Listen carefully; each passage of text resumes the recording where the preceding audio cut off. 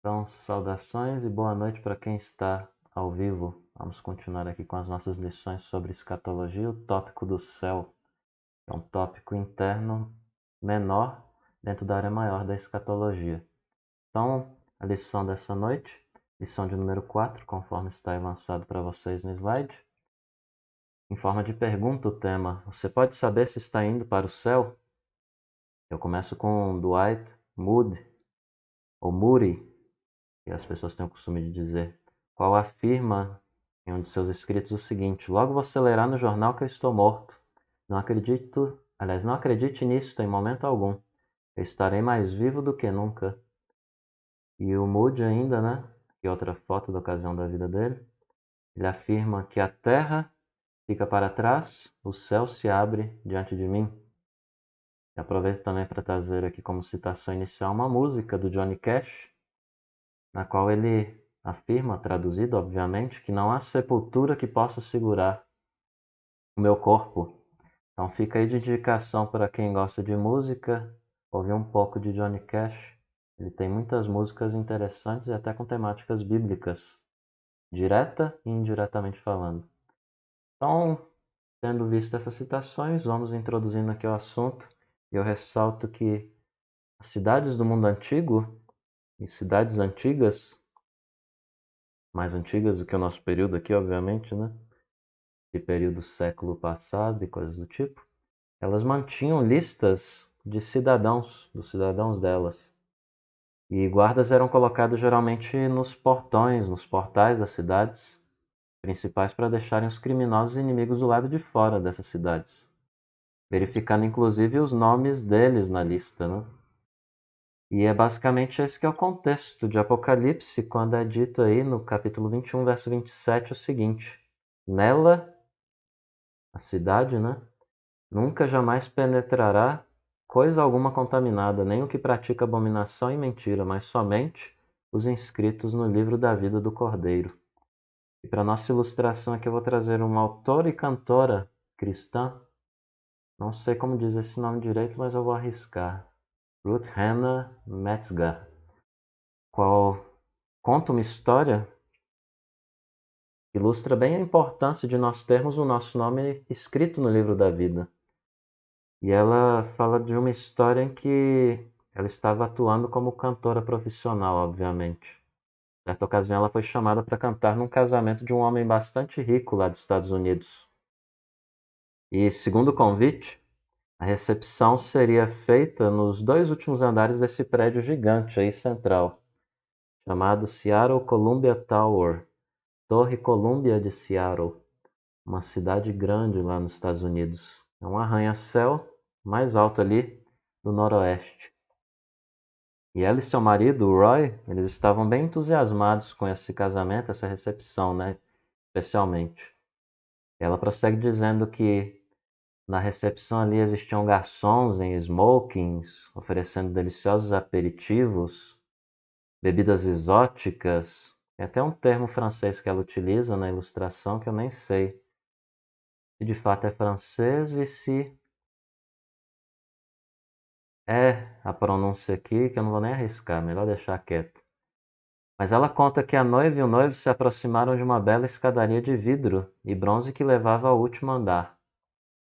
E alguém, de maneira cerimoniosa, cortou uma fita de cetim drapeada, isso é, decorada, com dobras e ondulações no começo da escada. E aí eles anunciaram que a festa do casamento estava prestes a começar. Então, noiva e noivo subiram as escadas, seguidos por seus convidados.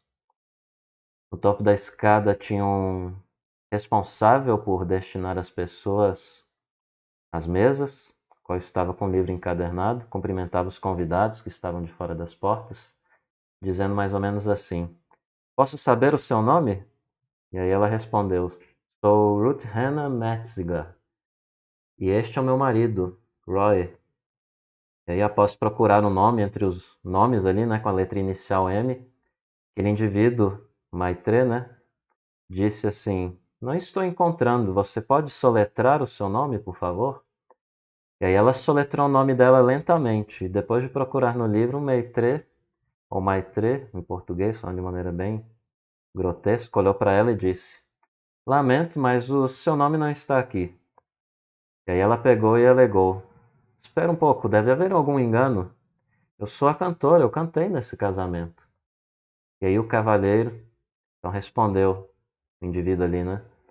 Não importa quem você é ou o que você fez, sem o seu nome no livro, você não pode participar do banquete.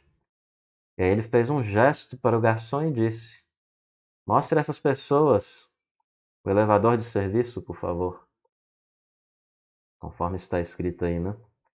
E aí os Metzger, essa família, seguiram o garçom passando por mesas lindamente decoradas, carregadas de camarão, salmão defumado, magníficas esculturas de gelo esculpidas, ela conta, né?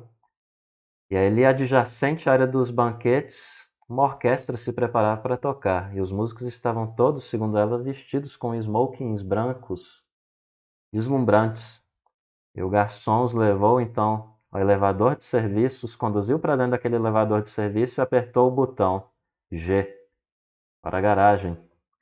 E após localizarem o carro, ela contando a história, dirigirem várias milhas em silêncio, o marido dela, o Roy, estendeu a mão, colocando-a no braço dela, né, de Ruth Hanna, perguntando: querido, o que aconteceu? E aí, quando o convite chegou, ela alega, né, afirma: estava ocupada, eu não me preocupei em confirmar minha presença, já que eu era cantora. Eu tinha certeza que poderia ir à recepção sem a confirmação da minha presença. E aí ela começa a chorar então e lamentar, não só porque perdeu o mais abundante banquete, mas também porque ela acabou tendo um pequeno gosto de como que será para as pessoas que estarão diante de Cristo e não terão seus nomes escritos no livro da vida do Cordeiro. Então, humanamente falando, no decorrer da história, incontáveis pessoas, já saindo da ilustração, né, viveram ou vivem ou viverão ocupadas demais para responderem ao convite do Evangelho de Jesus Cristo por meio do Evangelho pregado. Muitos acabam assumindo que por conta de algum bem que fizeram, seja frequentando a igreja, cantando num coral, ajudando pobres, seriam coisas suficientes para assim elas herdarem ou ganharem entrada no céu, né? Então, muitas pessoas que não respondem de fato, genuína e verdadeiramente ao convite de Cristo, do perdão de pecados, são pessoas cujos nomes não estão escritos no livro da vida do Cordeiro, olhando de uma perspectiva cronológica humana. A gente sabe que existe a perspectiva escatológica e eterna. Mas ter a entrada eterna, ou a entrada negada ao banquete de casamento, né, do céu, não significa só descer no elevador de serviço para a garagem, igual na história dela. Significará, como bem sabemos, ser lançado no inferno de uma vez por todas. Naquele dia não teremos ocasião para dar explicações, desculpas, de nada essas coisas vão valer para as pessoas que forem para esse destino. Importará então será ter, acima de tudo, o nome escrito no livro do Cordeiro, conforme lemos no texto de Apocalipse. Se não tivermos o nome escrito ali, então a pessoa que não tem o nome escrito será lançada nesse lugar de condenação, de danação eterna. E aí eu indago: você disse sim ao convite de Cristo e tem dado esse sim diariamente em gratidão ao que ele fez por você? Se juntar a ele no banquete do casamento e viver eternamente com ele no lar dele? Se sim, você tem motivos de sobra para se alegrar, então os portais eternos do céu estarão abertos para você. Ele que adia a sua resposta, quem deixa para confirmar depois ou presume que pode entrar no céu sem responder ao convite de Cristo, acaba se lamentando, ou se lamentará, melhor dizendo, de maneira profunda.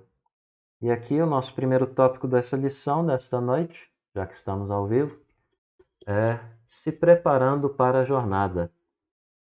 E aqui eu trago para vocês uma lápide relacionada a um cemitério de Indiana, que tem mais de 100 anos, com o seguinte epitáfio. Está em inglês na figura, mas eu coloquei aqui para vocês a tradução. Estranho, pare quando por mim você passar. Como agora estás tu, um dia estive eu. Como agora eu estou, assim estarás tu. Então prepare-se para a morte e me siga. Então, um estranho passando por ali, conta-se, né, a história, e riscou as seguintes palavras: seguir-te eu não estou disposto, enquanto não souber para onde tu partiste. Então, bastante curiosa essa história. E aí eu indago: é possível sabermos para onde nós vamos quando morremos?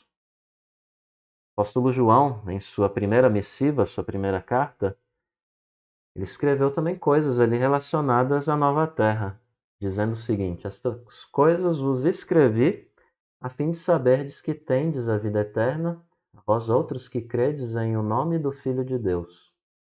Então, cristãos genuínos podem ter certeza de que têm vida eterna.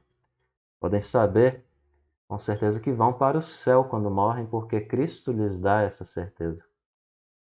1 João está ali na Bíblia, segundo Paul Washer, justamente para tratar da certeza da salvação. Se você tem dúvidas e questões relacionadas a esse assunto, dá uma estudada lá. Mas eu te indago de maneira direta novamente. Você tem a certeza da salvação? Segundo o Randy Alcorn, prosseguindo aqui, pessoas que querem chegar na Flórida não entram simplesmente no carro e começam a dirigir, esperando que a estrada de alguma maneira as leve para lá. Ao invés disso, elas olham no mapa, traçam seu percurso, fazem isso com antecedência, ao invés de esperarem chegar no destino errado ou descobrirem que passaram, melhor dizendo, 3 dias dirigindo na direção errada. Se você quer ir para algum lugar, a adivinhação é uma péssima estratégia. O objetivo de chegar ao céu é digno de um planejamento avançado, maior do que o que damos a qualquer outra jornada. Ainda assim, algumas pessoas gastam mais tempo se preparando para uma viagem para a Disney. Então, prosseguindo, muitos livros, quando a gente já tratou, né? Já falou em ocasiões passadas sobre céu, né? Livros de escatologia, eles parecem assumir que as pessoas que estão lendo, elas estão automaticamente ligadas ao céu. Mas a Bíblia diz o contrário, como vimos no sábado passado, né? Pessoas precisam do mapa de Deus para o céu, elas precisam das boas notícias. E então eu entro aqui no próximo tópico da nossa lição, que é o que é necessário saber e fazer. Ser pecador e pecar são questões que indicam que alguém está aquém, ou seja, abaixo do padrão de Deus, do padrão divino. Por quê? Vamos voltar lá para a história do Éden. O pecado acabou com o paraíso do Éden, ou no Éden, se você preferir essa tradução. Todos são pecadores, como Adão e Eva, porque a humanidade estava em Adão quando ele tomou do fruto, né? A queda aconteceu quando Adão comeu do fruto. E aí, diante disso, toda a posteridade, toda a descendência, semente, todos que vieram de Adão, ou seja, toda a humanidade nasce pecadora, né? Então você é um pecador. E quando a gente trata da questão do céu, é vital a gente falar disso às pessoas. E quando a gente estuda esse assunto. É a primeira coisa que a gente precisa saber. O pecado ele engana as pessoas, ele leva a pessoa a pensar que errado é certo, que certo é errado. O pecado tem consequências de fato, mas Deus ele providencia a solução para o pecado e para pecadores, né? E pecado de pecadores. Olha o que está escrito aí. Porque o salário do pecado é a morte, mas o dom gratuito de Deus é a vida eterna em Cristo Jesus, nosso Senhor. Jesus é aquele que amou os que são dele de tal maneira de que ele veio, melhor dizendo, se tornar homem, se fez carne para os livrar dos pecados deles, né? Cristo ele vem para se identificar com o seu povo, se identifica com as nossas fraquezas, com a nossa humanidade, mas quando ele fez isso, ele não fez isso sendo manchado por pecado, decepção e falhas morais. Ele agiu de maneira suprema e venceu todas essas questões, de maneira santa. Ele não pecou e assim se ofereceu como sacrifício perfeito. Aquele que não conheceu pecado, diz Paulo, ele o fez pecado por nós, para que nele fôssemos feitos justiça de Deus. Então, mesmo os pecadores estando debaixo da ira de Deus por conta de seus pecados, Jesus é a solução aí, né? É aquele que morreu na cruz como representante e substituto dos que creem nele. Então Deus derramou sua ira sobre Jesus para que os que confessam o nome dele não venham a perecer ou terem aquela ira de Deus sobre eles, né? Sobre si. Então Cristo é aquele que esteve no lugar do seu povo, transmitiu sua justiça a eles, de maneira que eles são declarados inocentes de todos os pecados, declarados justos. E assim, portanto, sendo bem redundante, né? É possível entrar na presença de Deus no céu e estar em casa com Ele, ali, né? Esse céu que na verdade é aqui. terra renovada. Então, nenhum profeta ou figura religiosa, mesmo que seja a pessoa mais assim que você possa considerar piedosa da face da terra, é digna de pagar pelo preço do teu pecado ou do pecado dela mesma. É algo exigido pela santidade de Deus, né? Só Jesus, o Filho de Deus, é que é capaz de realizar essa obra. E só quando ele resolve do jeito dele, não do nosso jeitinho, para lembrar do jeitinho brasileiro, né, que está na humanidade toda, de certo modo. Só com Cristo, o jeito dele, o jeito de Deus, o jeito do Espírito é que traz resolução, de fato, às questões e verdadeira alegria e felicidade. Então, humanos não podem pagar o preço para entrarem no céu por si mesmos ou da sua própria maneira. E Atos deixa isso bem claro quando sustenta que não há salvação em nenhum outro. Cristo, né? Porque abaixo do céu não existe nenhum outro nome, o de Cristo, dado entre os homens, pelo qual importa que sejamos salvos. Então, sendo Deus Todo-Poderoso, Jesus tendo ressuscitado do sepulcro, derrotado o pecado, conquistado a morte, e o Espírito Santo trazido essa obra perfeita ao coração humano, regenerado, que ele mesmo regenera, então há uma obra de consumação ali, né? Semelhança do que Cristo fez na cruz, né? Quando ele declarou está consumado. Quando ele morreu na cruz, ele morreu pelos pecados dos que são dele, não pelos pecados de toda a humanidade, igual já sustentamos, né? E aqui é interessante a gente ressaltar que a palavra aqui consumado, ela tem os seguintes significados, além de consumado. Os sinônimos para aclarar o sentido aí no texto, para você entender melhor, né? Acabado, cumprido, terminado, concluído. É dessa palavra grega que está aí, ó, tetelestai. Palavra grega que era muito comum naquela época para ser usada em escritos de dívidas. Eram escritos cancelados, né? É isso que Cristo faz quando ele morre na cruz. Ele cancela o nosso escrito de dívida. Na sua própria vida ele paga o preço.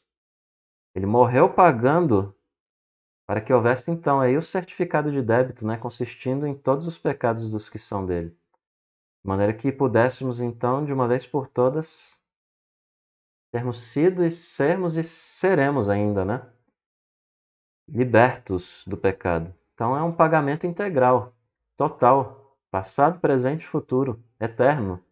É porque Jesus é eterno. Então, por causa de sua morte sacrificial na cruz, em favor de nós, foi possível Deus livremente oferecer perdão ao seu povo. E aí mostra que o amor de Deus é condicional, né? E no Salmo 103, verso 10 ao 12, temos uma porção interessante para o nosso coração aqui, onde é dito de Deus que ele não nos trata segundo os nossos pecados, nem nos retribui consoante as nossas iniquidades, quando estamos em Cristo, né? Pois quanto o céu se alteia acima da terra, assim é grande a sua misericórdia para com os que o temem. Quanto disto o Oriente do Ocidente, assim afasta de nós as nossas transgressões. Então, relacionado ao perdão concedido por Deus, está a confissão, o reconhecimento e arrependimento dos pecados da nossa parte, né? Da parte humana. E aí ainda ressalta aqui o texto de Provérbios 28:13, onde é dito que aquele que encobre, esconde as suas transgressões, jamais prosperará, mas o que as confessa e deixa, alcançará misericórdia. Confessarmos nossos pecados de João em sua primeira carta, ele é fiel e justo para nos perdoar os pecados e nos purificar de toda injustiça. É Cristo quem oferece, então, o dom do perdão, né? O presente da salvação e da vida eterna. Diante dele, aquele que tem sede, portanto, venha, e quem quiser, receba de graça a água da vida. Não existem essas historinhas ou historietas aí de que bons atos levam pessoas a ganharem o céu. Não acreditamos que a salvação é pelas obras, é pela graça, e Efésios deixa isso bem claro, né? Porque pela graça sois salvos mediante a fé, e isto não vem de vós. Isto é, a fé e a salvação e até as obras são dom de Deus, não de obras, para que ninguém se glorie. Então o dom não pode ser por esforço, porque se fosse por esforço seria mérito nosso e não de Deus, né? A glória seria nossa, não de Deus. Então não depende do meu mérito, não depende do meu esforço, mas depende do sacrifício generoso de Cristo e suficiente em favor daqueles pelos quais ele morreu, somente. Aí eu indago: a salvação é por obras? Respondemos: sim, mesmo apesar de eu ter sustentado isso. A salvação é por obras, mas pelas obras de Jesus Cristo. E fique claro, não pelas nossas obras. E o Randy Alcorn afirma o seguinte: nós não precisamos apenas de salvação, nós precisamos de Jesus, o Salvador. É a pessoa, Deus, quem graciosamente nos dá o lugar, o céu. A pessoa dá o lugar, Deus dá o céu. Então, já caminhando aqui para os passos finais, temos mais um tópico: juntando-se ao corpo de Cristo, a igreja. Você pode pensar que você não merece o perdão de Deus, diz Alcorn, depois de tudo que você já fez. Isso está exatamente correto. Não há alguém que mereça perdão. Se nós o merecêssemos, nós não precisaríamos dele. Este é o ponto da graça. Na cruz, Jesus experimentou o inferno que nós merecemos, para que por toda a eternidade nós possamos experimentar o céu que não merecemos. Então nós somos perdoados, os cristãos, de maneira que possamos também aguardarmos aí um passar da eternidade, ou viver a eternidade no céu, que é a terra renovada, presente, que será futura, né? Por ser renovada. Vamos habitar nela com Cristo e nossa família espiritual, a verdadeira família. Então não é necessário você temer Deus, encontrar um segredinho seu e dizer mais ou menos assim: se eu soubesse que você fez isso, eu não teria deixado você entrar no céu. Deus não age desse jeito com a gente. Ele sabe de todas as coisas, igual diz o C.S. Lewis. Ele escolhe olhar através dos desencantos sem perder o encanto do amor dele por seu povo.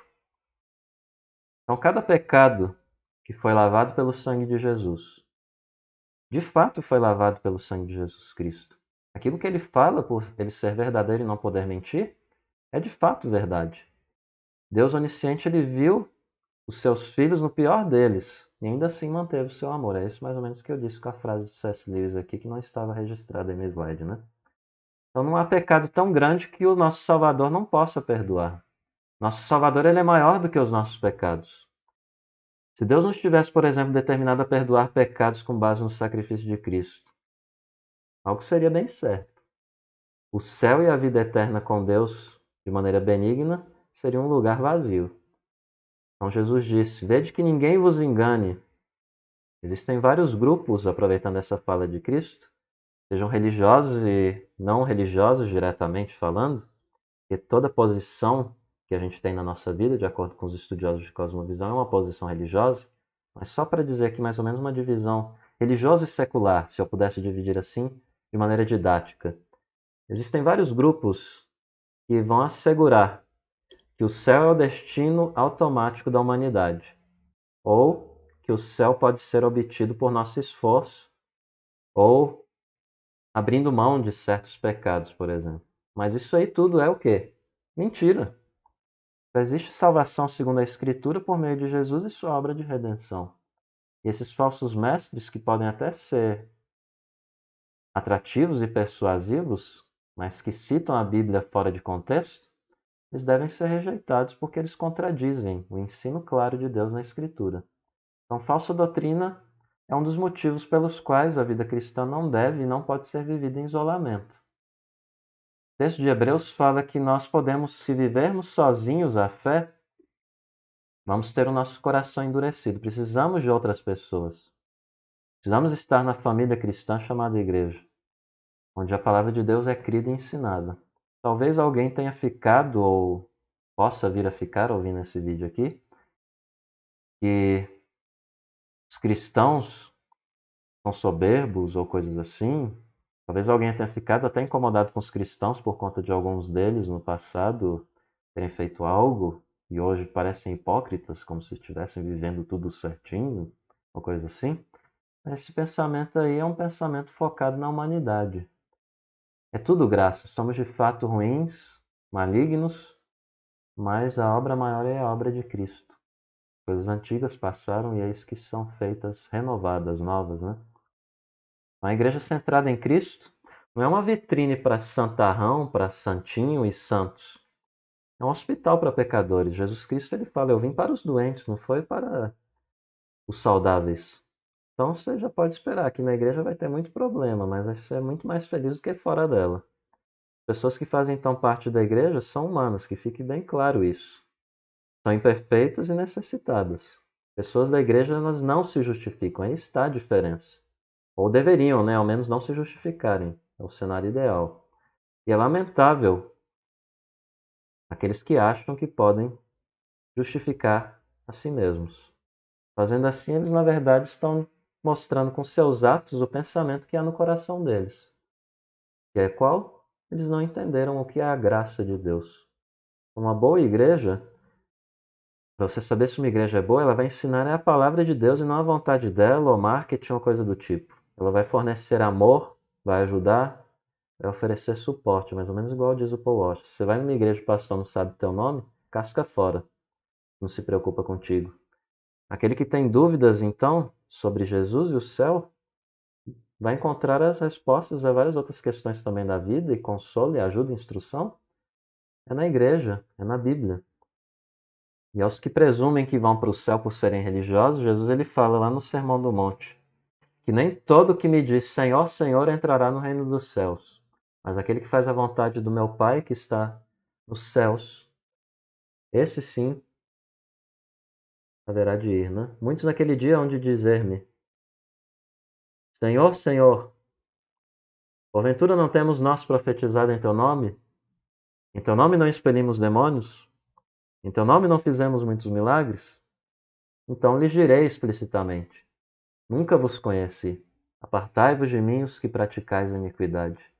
Então, os que creem que seus atos religiosos, vazios, legalistas, estão capazes de levarem eles, né, ou levarem essas pessoas para o céu, as pessoas vão ter uma terrível surpresa. Não pense que é porque você é cristão, você nasceu na igreja, é que você vai para o céu. Igual o Mark Driscoll fala, você pode nascer na igreja, crescer na igreja, casar na igreja, morrer na igreja, e ainda assim acordar no inferno se estiver só meramente numa instituição e não em Jesus Cristo. Então viva conscientemente, à luz aí da morte sacrificial de Cristo em seu favor. E quem crê e confia em Jesus, ele vai entregar o seu controle aí nas mãos de Jesus. Minha vida não pertence mais a mim. Ele vai fazer assim. E antes de mais nada, quem escreve o nome de humanos no livro da vida é o próprio Cristo. É Ele quem abre livros, é Ele quem escreve, igual está escrito lá no texto de Apocalipse, o livro, né? E água para o sedento, mais um tópico. Após João ele mostrar a nós, os seus leitores, os novos céus e a nova terra, ele mostra um Jesus dizendo, perto do fim da Bíblia, mais ou menos isso daí, ó. Dizendo isso aí, melhor dizendo. Eu sou o Alfa e o Ômega, o princípio e o fim. Eu, a quem tem sede, darei de graça a fonte da água da vida.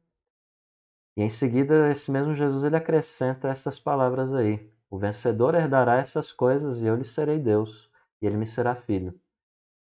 Quanto, porém, aos covardes, aos incrédulos, abomináveis, assassinos, impuros, feiticeiros, idólatras e todos os mentirosos, a parte que lhes cabe será no lago que arde com fogo e enxofre, a saber, a segunda morte. E C.S. Lewis é bem útil aqui nessa ocasião para nós, porque ele afirma o seguinte: há momentos em que eu penso, isso é o C.S. Lewis criança, tá? Há momentos em que eu penso que nós não desejamos o céu, mas mais frequentemente me encontro pensando se em nossos corações desejamos algo mais. Então, para os que conhecem a Cristo, seu lugar é o céu, e para os que não conhecem, seu lugar é o inferno. E Jesus, como eu já disse várias vezes aqui, afirma com artigos definidos e bem claros que Ele é o caminho, a verdade e a vida, e que ninguém vem ao Pai senão por mim. Não há meio termo aqui. Ou você é seguidor de Jesus ou não é. Não tem essa de ficar em cima do muro. Quem está em cima do muro é seguidor do oposto. E ele também disse que quem não é por mim é contra mim. E quem comigo não ajunta, espalha. E a Bíblia termina com um convite, sugerindo que Deus quer dar ao leitor mais uma chance. Bem curioso isso aqui. Apocalipse 22:17. O Espírito e a noiva dizem, vem. Aquele que ouve, diga, vem. Aquele que tem sede, venha. E quem quiser, receba de graça a água da vida. Olha o tanto de venha, vem, tá aí a ênfase. É um chamado. na própria Escritura, né? Para Cristo, sede humana só pode ser saciada e vencida com Ele e com o céu. Foi Ele quem pagou o preço e chama e dá o pagamento, o produto, o resultado do pagamento aí, que é a salvação, né? Aos que o têm como Senhor e Salvador. Então a Igreja do Senhor também convida os seus membros a irem para Ele, né? E aí eu trago algumas indagações aqui para o nosso coração. Por que existem pessoas que não vêm? Por que elas não estão chegando? Que motivo seria bom o suficiente para afastar de Jesus e da vida eterna nos novos céus e nova terra? Afastar a si e afastar outras pessoas. E nas palavras de C.S. Lewis, mais uma vez, vocês percebem que eu gosto bastante, né? Em toda a sua vida, um êxtase inatingível pairou, pouco além do alcance de sua consciência. Ele diz aqui, né? Uma porção de suas obras. Prossegue dizendo que o dia está chegando quando você irá despertar para descobrir, além de toda expectativa que você tem alcançado. Estava ao seu alcance e você o perdeu para sempre, né? Isso aí é um cenário possível de gente que perdeu aquilo que estava diante dos olhos delas, né? Ao alcance delas e elas negaram, né? Por exemplo. Então, eleito por Deus, ele é feito para uma pessoa e para um lugar. Estamos sustentando isso aqui no decorrer dessas palavras aqui, desse curso, desses estudos. Jesus é a pessoa e o céu é o lugar. É como se fosse um pacote de 2 em 1. Você não pode ter o céu sem Jesus ou ter Jesus sem o céu. E com isso eu não estou minimizando Jesus, tá? A gente não deve presumir que é possível entrar, o que eu quero dizer aqui, no céu sem Jesus. E aí Isaías mostra o seguinte para nós: buscai o Senhor enquanto se pode achar, invocai-o enquanto está perto. E aí eu te indago aqui, mesmo você sendo cristão e não sendo cristão, a palavra aqui que tem sido trazida a nós nessa lição é: você já confessou seus pecados a Jesus Cristo? Como está o seu coração? Dizia um pastor que eu tive. E o povo curtia ele dizendo que ele era pastor cardiologista. Mas essa pergunta é muito importante. Como está o seu coração? O Provérbios fala da importância do coração. Você pediu e tem pedido a Cristo, a Deus, ao Espírito Santo para Ele te perdoar? Ou isso nem está nas suas orações ou na sua vida? Já colocou sua confiança de fato em Jesus, o qual morreu, ressuscitou em favor dos que realmente o amam? Você vive tendo Jesus como seu Senhor e tem pedido para Ele te capacitar a segui-lo? Não seria trágico, encerro com essa pergunta, né, antes das perguntas da discussão, não seria trágico ler um livro sobre o céu e não ir para lá? Seja ele a Bíblia ou outro livro que trate sobre o céu? E para discussão e revisão, o básico que a gente precisa saber são as respostas dessas perguntas. De quais maneiras a nossa cultura reforça a ideia errada de que todos vão para o céu? Quais motivos você já ouviu para as pessoas merecerem ir para o céu? Alguma dessas coisas as levará de fato para o céu? O que você aprendeu da história da cantora do casamento cujo nome não estava escrito no livro de convidados? E daqueles que não puderam entrar na festa de recepção do casamento? Vários textos da Bíblia mostram que há apenas um caminho para entrar no céu. Liste alguns deles, além de João 14,6 e Atos 4,12, e discuta o que eles dizem. Além disso, você tem certeza de que está indo para o céu? Por quê? É interessante destacar aqui que certeza da salvação não significa a mesma coisa que salvação, tá, povo? São questões diferentes dentro da teologia.